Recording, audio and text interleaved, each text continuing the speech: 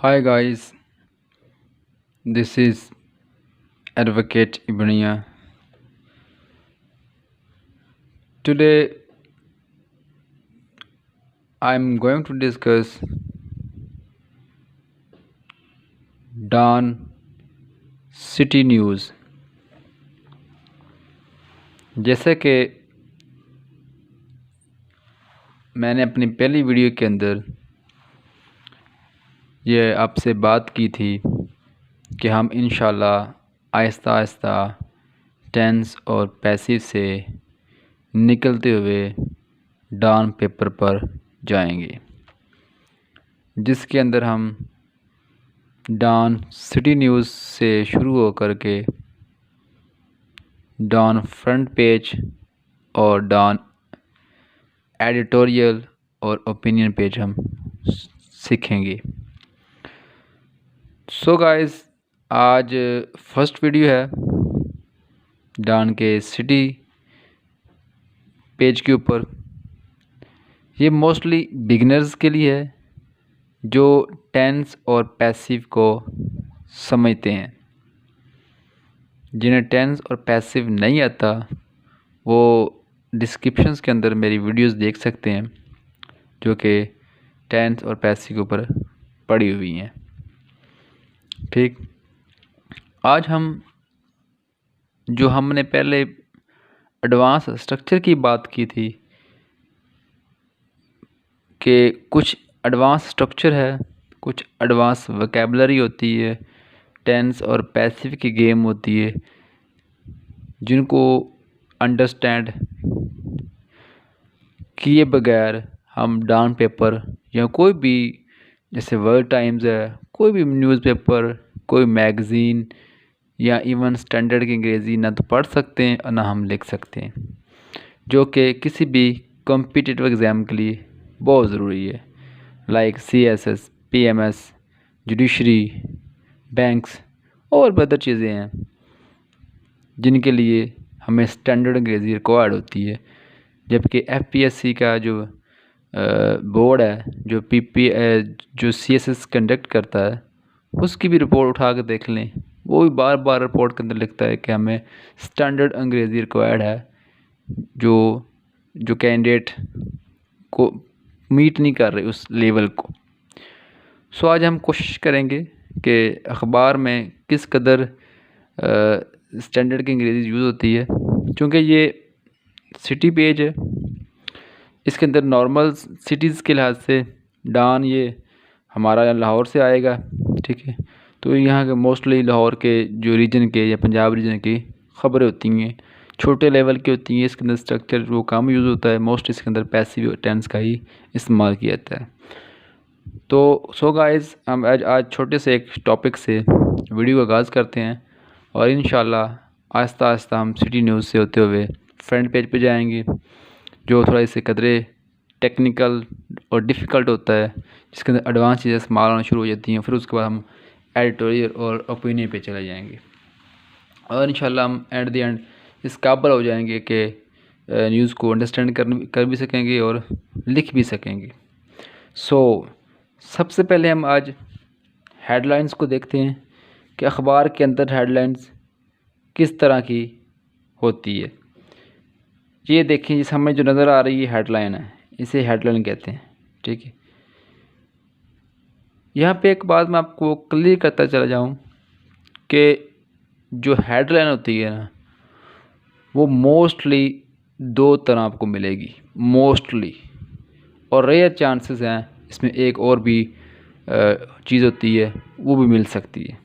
जो मोस्टली दो चीज़ें आपको मिलेंगी वो एक तो ये है कि आपको फर्स्ट फॉर्म लगी हुई मिलेगी, जैसे ये फर्स्ट डाइज यानी कि प्रेजेंट इंडेफिनिट टेंस मिलेगा, और दूसरा आपको V3 यानी कि थर्ड फॉर्म ऑफ वर्ब लगी हुई मिलेगी हेडलाइन के अंदर, जिसे हम पैसिव कहते हैं। और यहाँ मज़े की बात ये है कि हेडलाइंस के अंदर चाहे फर्स्ट फॉर्म लगी हो यानी कि प्रेजेंट इंडेफिनिट टेंस इस्तेमाल हुआ हो, चाहे थर्ड फॉर्म इस्तेमाल हुआ हो, दोनों का राइटर का कहने का मतलब होता है दोनों के अंदर के जो राइटर बात कर रहा है ना, वहाँ पे वो काम मुकम्मल हो चुका है, वो काम हो गया है, वो काम परफॉर्म हो गया है। जैसे यहाँ पे हेडलाइन है कि मैन डाइज, ठीक है, इन वॉल कोलैप्स, के वॉल कोलैप्स हुआ यानी कि दीवार को गिरी है और उसकी जद में एक बंदा मारा गया है, मर गया है, ठीक है। बात ये है कि बंदा डाइज, बंदा मर गया है, ठीक है। हेडलाइन के अंदर चाहे फर्स्ट फॉर्म लगी हो चाहे थर्ड फॉर्म लगी हो, हमने यही समझना है कि जो राइटर इसके अंदर बात करना चाह रहा है वो काम मुकम्मल हो गया है, वो हो गया है, ठीक है, वो काम परफॉर्म हो गया है, ठीक।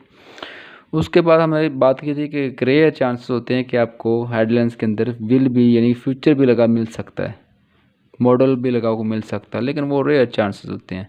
मोस्टली यानी कि 99% हेडलाइंस के अंदर आपको फर्स्ट फॉर्म या थर्ड फॉर्म मिलेगी। थर्ड फॉर्म वाला जो होता है उनसे होता है वो पैसिव कंसीडर होता है, लेकिन हम दोनों का मतलब होता है काम हो गया है, ठीक है। आगे हम न्यूज़ पढ़ते हैं कि न्यूज़ कहाँ से ये है, क्योंकि सिटी न्यूज़ है तो सिटी शहर से होगी किसी की। ये उकाड़ा की न्यूज़ है कि आ लेबरर, कोई एक मजदूर है उसकी बात हो रही है कि आ लेबरर डाइड, ठीक है। हमने पहले बात की थी कि इसके अंदर जो टेंस और पैसिव जानते हैं उनको ज़रा इसको समझने में थोड़ा आसानी हो जाएगी। तो बात हो रही है कि एक लेबरर की कि वो मर गया, डाइड, सब्जेक्ट ये था और ये सिर्फ एक्शन हुआ, ठीक है, डाइड। ये आपका पास्ट इंडेफिनिट टेंस कि मर गया। आगे as the wall of the warehouse of a private feed mill collapsed on the Ukara Dipalpur road. अगर हम देखें कि बात तो सिर्फ इतनी हो रही है कि एक जो मजदूर है वो मर गया, आगे लगाओ एज से फिक्रा शुरू हुआ, क्योंकि इसके अंदर जो होता है ना एडवांस स्ट्रक्चर, इसके अंदर क्लासेस, फ्रेजेस, ठीक है, एडवांस स्ट्रक्चर्स, प्रेपोजिशन, फ्रेजेस, ये लगा करके चीज़ों को बड़ा किया जाता है, सेंटेंसेस को बड़ा किया जाता है। बात सिर्फ इतनी हो रही है कि एक लेबरर जो है वो मर गया, डाइड हो गया। एज जो होता है ये इसको एडवर्ब बोलते हैं। ये एज प्लस सेंटेंस लगा होता है एक, ये एडवर्ब क्लास बनाता है, यानी कि एडवर्ब ऑफ रीज़न बताता है कि वजह क्या है, रीज़न को बताता है। वजह है कि बंदा मरा, कैसे मरा, एज द वॉल, एक दीवार, किसकी दीवार, प्रपोजिशन फ्रेज आ गया, ठीक है।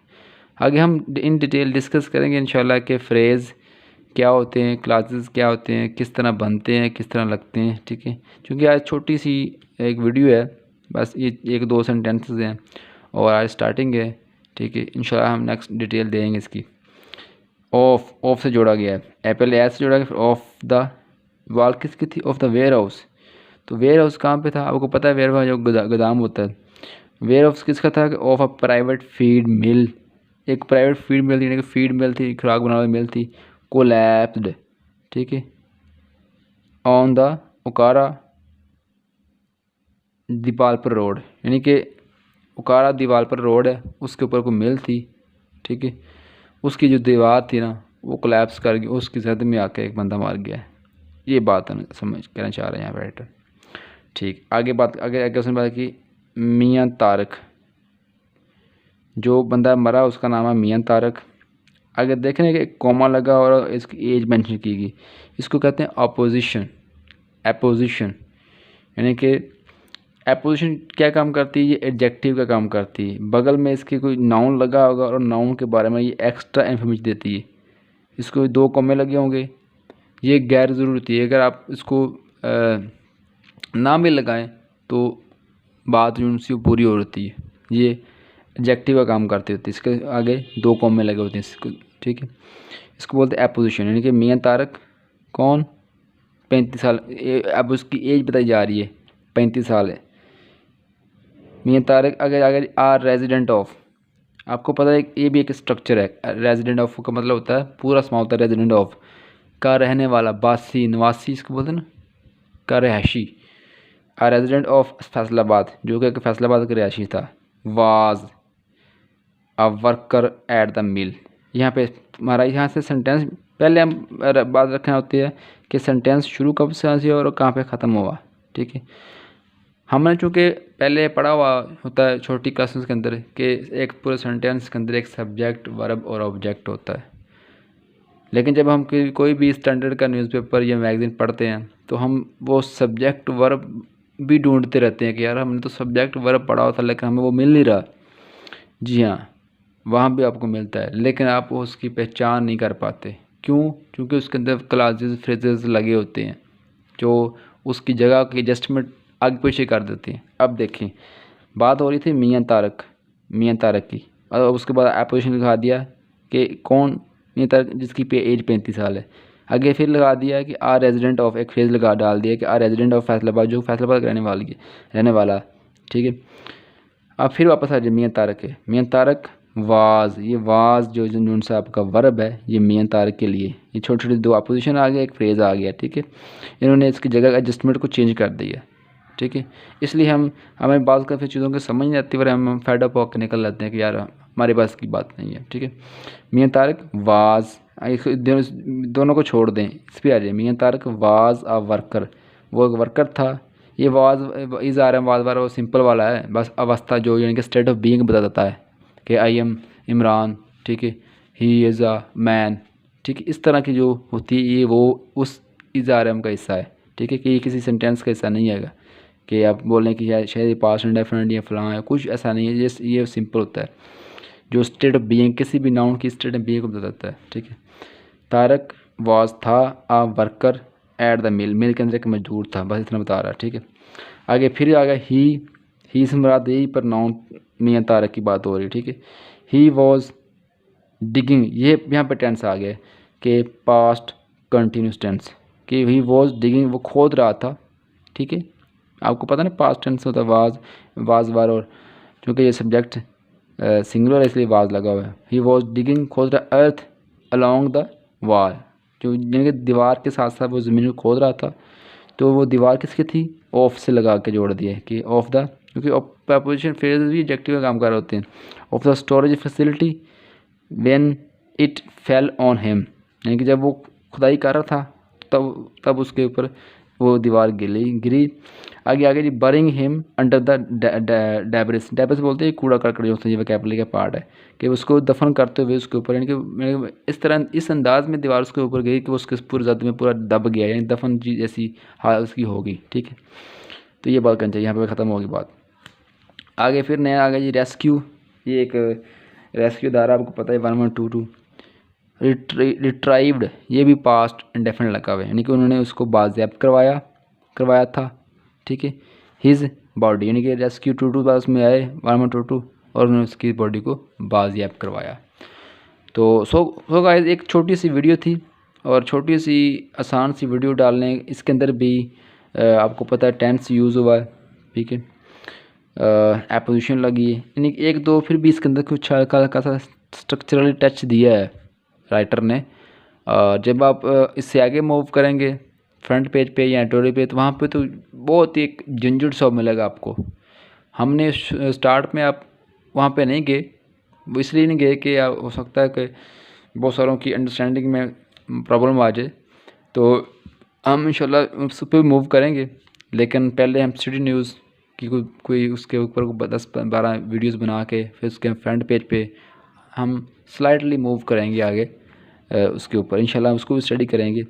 और इंशाल्लाह नेक्स्ट टाइम जो सा भी इधर स्ट्रक्चर लगा होगा उसको हम कापी साथ रख के ना उसको डिस्कस करके आगे चलेंगे, और इंशाल्लाह उन स्ट्रक्चर्स के ऊपर भी, उन क्लासेस फेजेस के ऊपर भी फर्दर अलग से वीडियोस बनाएंगे इंशाल्लाह, ताकि किसी किस्म की कोई मुश्किल ना रह जाए।